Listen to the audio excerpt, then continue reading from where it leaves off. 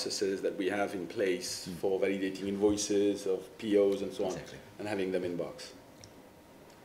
Today it's already integrated in some places, so it's integrated with the intranet for project management. So a project page has a link to a Box folder in which there's all the documentation, which then can have links from Box to other places, but everything is in Box. Apologise about the buzzing, by the way. We can't figure out where that's coming from. I know Rob's done his best. I just wanted to take the opportunity as we come to the end, just to offer an opportunity for those of you in the audience who had a great sort of listening to Antoine and Rob. Any questions you'd like to ask them? There's one over there. Yes? Yeah, I've got a wider question, I guess, as you said, around strategic, about moving from systems of record, right, your back-end systems of record, to systems of engagement. Box is obviously one example of a system where you're trying to engage not only your employees, but potentially your customers further.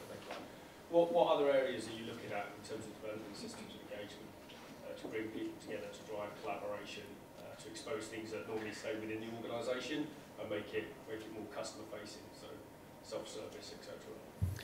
Well, we have other cloud solutions to do that. Yeah.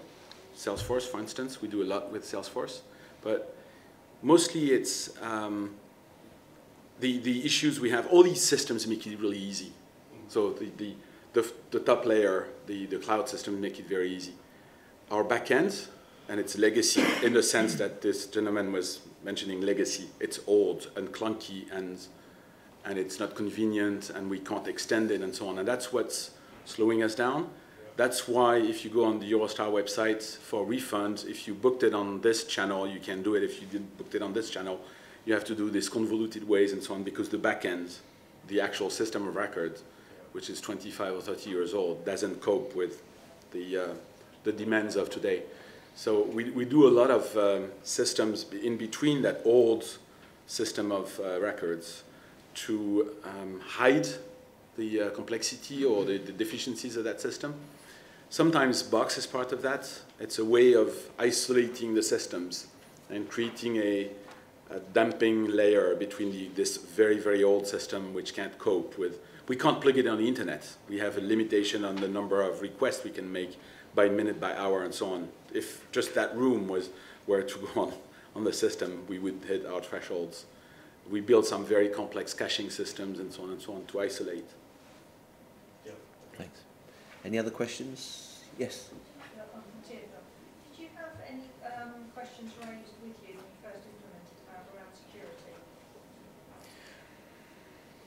Well, no, but we tried to address all these questions before. So we did our homework.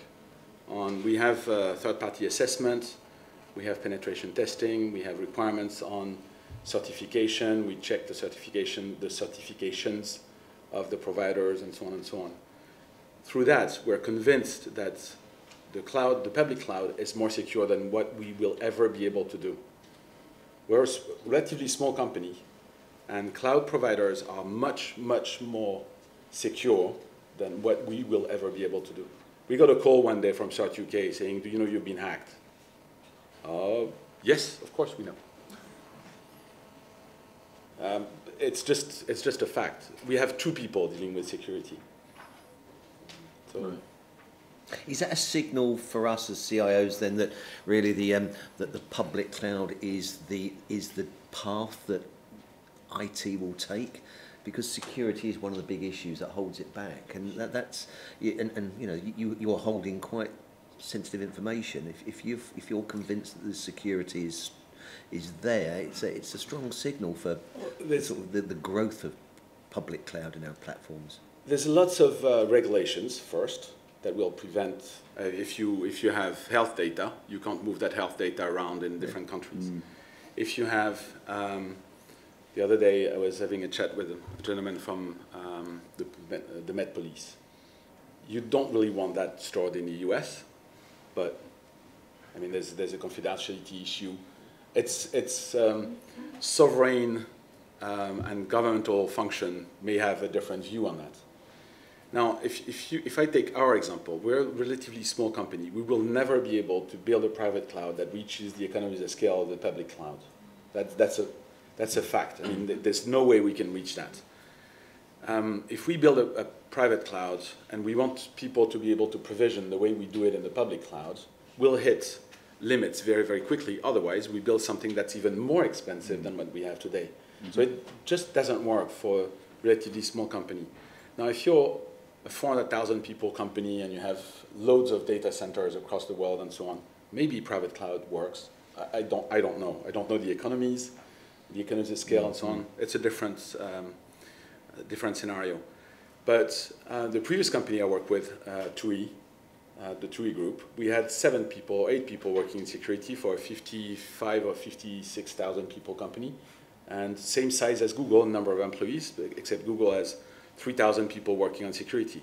It's not to say put everything at Google, but there's an interesting factor there to take into consideration. Excellent. Any more questions? We've got a few minutes left. Anyone else? Gentleman over there. I've got the same kind of problem where data stored in different countries sort of thing. I've got books on data in the UK, got books on the US and France and so on. You know, I don't think you had that issue you said, but I don't know how the people dealt with that, and you know, was it where you can actually go and pick where your data sits, or? Well, we have customer data. We had the safe harbor, and which was enough, and now we need to have the model clauses. So, for instance, with Salesforce, where we have all of our customer data, we just re-signed an agreement which includes the EU model clauses. If we talk about, we have other data which needs to be more secure. It's stored in the UK or needs to be stored in the EU. So it's either in Germany or in Ireland because we use AWS. And depending on the type of data you use, you store it in one place or another place. Now it can be as insecure in the UK as it is in the US or in India.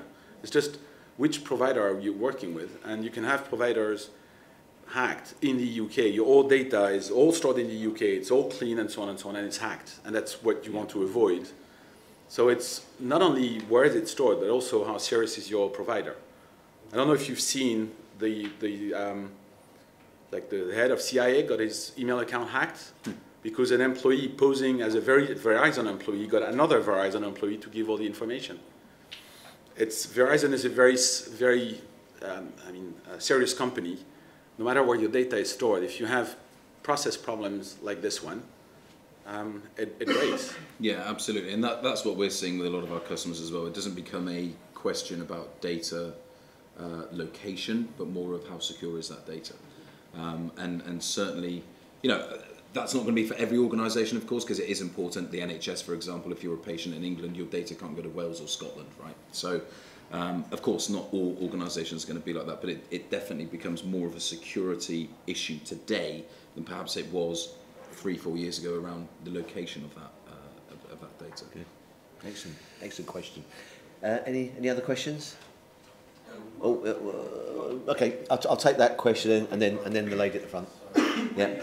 No, please go ahead. So, in terms of customer acquisition, what technology is going to be used by Eurostar to get more people on the trains?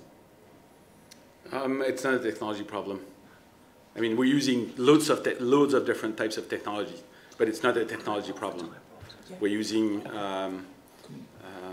email, we're using social networks, we're using all sorts of different types of technologies. And the back end may be Salesforce, maybe other systems, but it's really not a technology problem. We try to engage with our mobile apps and create mobile apps that are more convenient, easier to use, and so on. But it's really not a technology issue. We've got 2 more questions. Thank you. Yeah. Thanks, Harp. So how do you, as a CIO, balance the compliance and regulatory requirements that you have, operational, you've got to get the trains running, you've got to get them in out of time, versus innovation in Eurostar? How do you, as you've got finite resource, how do you prioritise and manage those? If you compare that to a football game, you need to have a team with 22 players and they have the right outfit and they know the rules. That's my prerequisites. That getting the train ready, the documentation and so on. We've agreed at the EMG level that we would not invest on these systems more than is required for compliance and productivity increases. But having a clean train may bring more customers. Having a great system to validate invoices doesn't bring any customers, or it doesn't lose any customers. So we're trying to improve the systems in case of disruptions, for instance. That's what I mentioned earlier. In July last year, I was in a disruption. I was talking to customers in disruption, and our policy was to tell customers, buy another ticket and we will refund you. So basically we were telling people, if it was at an Apple store, for instance, your Apple Watch doesn't work, we're very sorry, buy another one and we'll refund you the next one. When? Well, in 3 months. It's just not acceptable. We can't do something like that. And I don't think she'll get it. what we've changed is we are now refunding people on the spot. We've created an app. We can crowdsource the system and we can refund people immediately. That's how we change. But we concentrate our energy on things where we can create systems for the customers and we maintain the systems in a good standing. They need to work, they need to be productive, they need to engage employees and not push them back, but that's... Thank you. I think we had one other... Yeah, absolutely, yeah. Yeah, we had one, there was a gentleman over there that had, yeah. On the end, yes. yes. So my question was, did you have to change the structure of your team at all to better accommodate taking on cloud services? Do you think that IT teams are appropriately structured for the way that technology is being consumed nowadays? So we changed the IT team completely, but not only for cloud, but also because we want to retain the, well, there's several things. We want to retain the intelligence. So the architects are internal, the lead DevOps is internal, and we will bring consultants for short-term expertise, but otherwise everything that is the intelligence of our system is something internal. So that changed. When I joined, the architect was an external expert, so we changed that. And when you go cloud, I think it's more important because the technical expertise of what you need to run an EC2 machine really, really fast is at Amazon, not with you. And so you need expertise on how to structure your cloud systems. But the most important is architecture, DevOps, processes to deploy, and so on and so on. So you need to retrain a number of people. A lot of change management, and the architecture of your team changes at the same time. Antoine, we're running out of time, but let me just give you a very quick question. If we get a very quick question there. Just out of interest, how closely does the marketing and sales team work together with IT? Because we're talking about digital, and we're talking about using technology to enable certain things that are requested or that have to happen because that's just how the digital world works. But part of that surely is also the collaboration that internal, as you referred to shadow IT, the ideas that start germinating in marketing and sales, etc. They have to come together and be more confluent with IT in order to, improve that type of marketing presence, rather than just be at the tail end of something that might have been a request chain that ends up with IT then saying, okay, well, I'll just go and do that. So how closely do those tasks? So keep your answer really short on that. We've created a joint team which contains, groups people from marketing, sales, payment systems, finance, IT, development, and so on. It's all in one big space. They have one budget, and it's co-managed by the Chief Commercial Officer and myself. Thank you for your time, guys. I really appreciate it. Come and see us if you want to learn a little bit more about Box and how we can help your organisations change the way that you're working. I'd like to thank Rob and Antoine. Thank you. Cheers.